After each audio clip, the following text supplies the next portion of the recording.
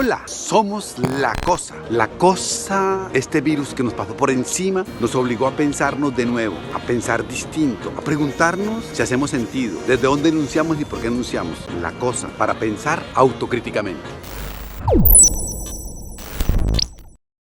Jair Vega, pues se presenta desde que era niño, como nos dice, como un campesino mimetizado en las ciudades. Deja Barranquilla y cuando se va para estudiar ingeniería de sistemas, se mete en realidad a la sociología. Y están los pasos que él ha dado en términos formales: la licenciatura en sociología, la maestría en estudios político-económicos y el doctorado en comunicación. Se reconoce como también un heredero del marxismo, más en la academia que en los círculos activistas, ¿no?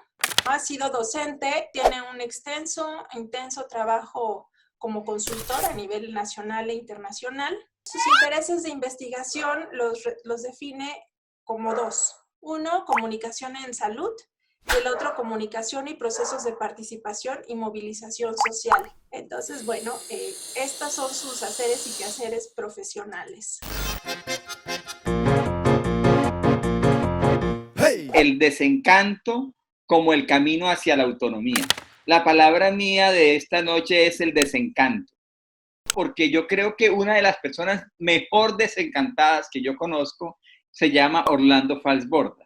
Nosotros conocemos mayoritariamente a Orlando Falsborda por la investigación en acción participativa y por todos sus aportes, digamos, a la educación popular, a la comunicación popular, pero a veces se habla poco del Falsborda encantado y por qué los desencantos lo fueron llevando a hacer la propuesta que él nos hizo. Y voy a hacer un poco el recorrido de su vida para poder entender. El primer desencanto de Orlando Falsborda fue esas influencias maternas que son a veces tan importantes.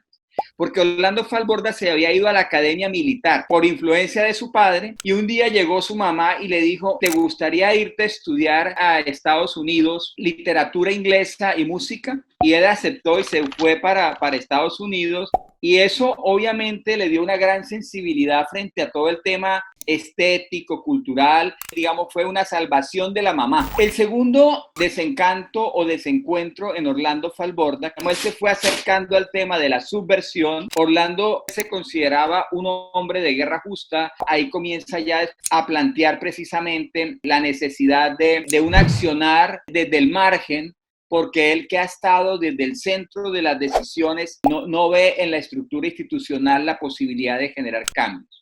El tercer desencanto, este sí diría yo un desencanto propiamente, es con la iglesia. Dura gran parte de su vida en la iglesia, pero en el borde, ¿no? Al margen de la iglesia, porque no abandona completamente la iglesia, digamos como tal, pero sí alejado de todo el sistema burocrático de la iglesia presbiteriana. Desde el punto de vista institucional, él llega en algún momento de su vida a entrarle en crisis el Estado.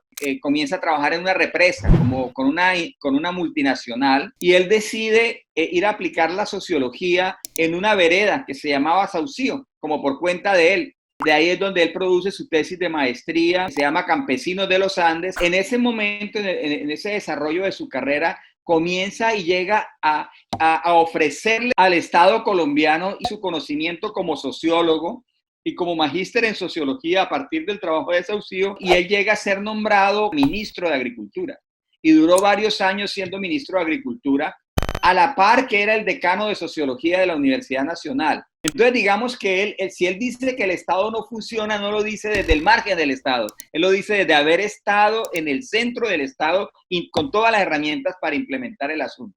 Pero entonces, él luego, cuando llega el Frente Nacional, él se da cuenta que en el Frente Nacional, esas juntas de acción comunal, todo eso se fueron convirtiendo en formas de clientelismo, y él renuncia al Estado. Él dice: desde aquí no se puede lograr el cambio. El siguiente desencanto tiene que ver con que, confiando en la posibilidad de una academia, él se mete a la Universidad Nacional y lo invitan a crear el programa de sociología.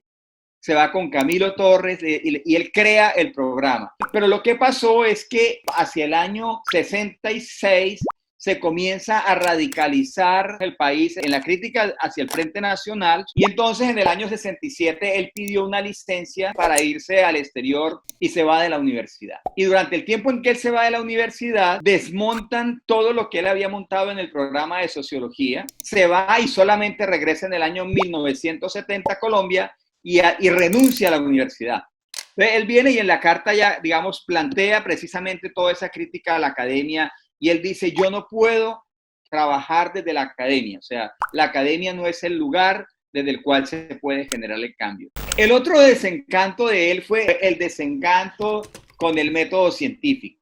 Él comienza a ver esos estudios y deciden hacer un estudio sobre la violencia en Colombia. Y cuando quisieron hacerlo con el método positivista, se dieron cuenta que no les servía para entender la realidad, que esos métodos habían hecho para unas sociedades menos verticales, menos conflictivas. Orlando Falborda había escrito un libro que era Ciencia Propia y Colonialismo Intelectual, donde él ya se deslindaba, decía, este método positivista termina siendo colonialista, comienza a tomar distancia, entonces comenzaban ya a quitarle la neutralidad valorativa a la ciencia y comenzaban a cuestionar la ciencia distante y comenzaban a decir, solamente la participación de los agentes es la que permite generar un conocimiento útil para la gente, y en todo ese proceso se iba transformando la relación entre conocimiento y poder. En eso confiaba Valls en ese momento y esa era su apuesta por la comunicación, porque él decía que el problema era que había unas ciencias sociales muy densas, pero poco comunicativas, y por otro lado una comunicación muy comunicativa, pero poco densa. Entonces, digamos, se va mostrando cómo va construyendo ese lenguaje y cómo va comenzando precisamente a cuestionar ese lenguaje vertical, digamos, ese lenguaje transmisionista, difusionista de la ciencia. Y dice, hay un imperativo de devolución sistemática del conocimiento. Y él crea ese concepto de la devolución sistemática, de cómo en el mismo proceso de investigación se va generando ese proceso de transformación.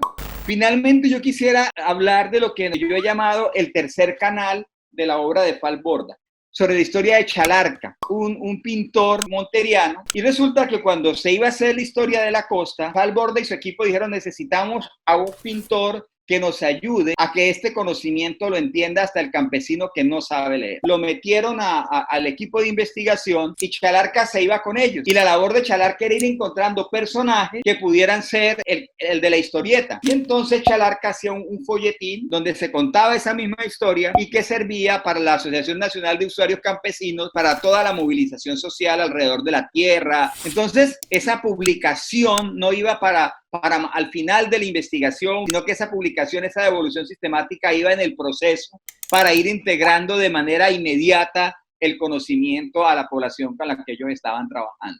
Y yo creo que una lección más que uno podría heredar de la ruta de Falborda es la importancia del desencanto, porque de alguna manera uno tiene que ir ajustando cuentas de manera permanente con el proyecto modernizador que de manera recurrente intenta encandilar nuestros ojos. La cosa.